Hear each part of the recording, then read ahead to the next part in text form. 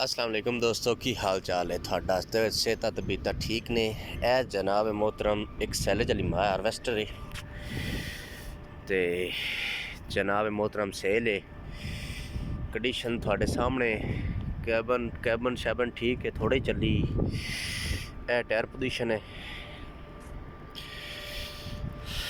बेहतरीन है। Tier two तकरीबन 32 दे जनाब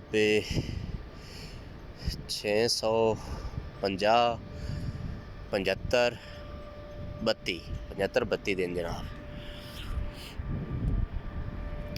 पिछला टायर भी तकरीबन ठीक ही है।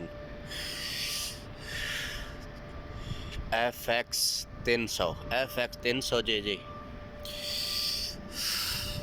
दूसरी साइड की कंडीशन बेहतरीन, इन्नी ज़्यादा चली नहीं है, इतने आके खड़ी है जदों दी आई है। इंजन थान दिखा दईए तो जनाब मोहतरम फीएट मेरे जहन मुताबिक वही होना है। बेहतरीन कंडीशन को थोड़ा जे चली इतने आके, इन्ना ज़्यादा नहीं चली है।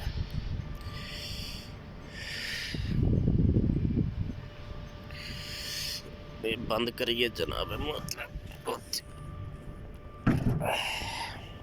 बाकी साफ़ सुथरा जनाब मोहतरम, सब मॉल शॉल उतरी ये ओपन ही खड़ी है। तो कुछ शील्डा वगैरह वो भी पईयां ने दियां, पता नहीं कित्थों दियां हैं।